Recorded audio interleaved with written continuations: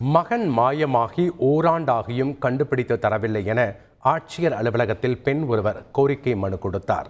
கன்னியாகுமரி மாவட்டம் தேங்காய்பட்டினம் அருகே புத்தன்துறை பகுதியைச் சேர்ந்தவர் ரெஜி த்ரேஸ். இவரது மகன் ஆஞ்சலோஸ் கடந்த ஆண்டு ஜூலை மாதம் கேரள மாநிலம் கொச்சியில் மீன்பிடி தொழிலுக்காக சென்றிருந்தார்.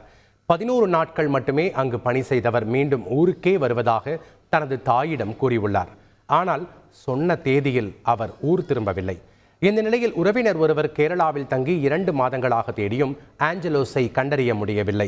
மகன் காணாமல் போய் ஓராண்டு முடிவடைந்த நிலையில் ஆட்கொணர்வு மனு தாக்கல் செய்தும் பதில் இல்லை என கூறுகிறார் தாய் ரெஜி த்ரேஸ்.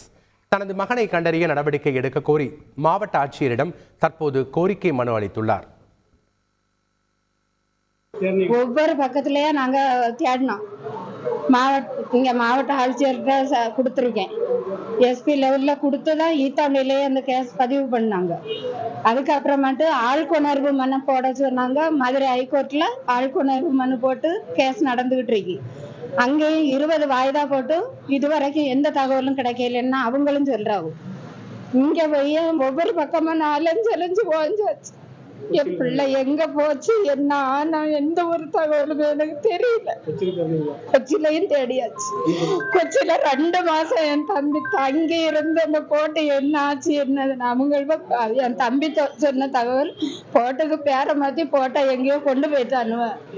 அதனால என்ன ஏதோ ஒரு மர்மாங்க இருக்கு அப்படின்னு சொல்லிட்டு அவனு வந்து சொன்னான். செய்திகளை உடனுக்குடன் தெரிந்து கொள்ள உடனே சப்ஸ்கிரைப் பண்ணுங்க.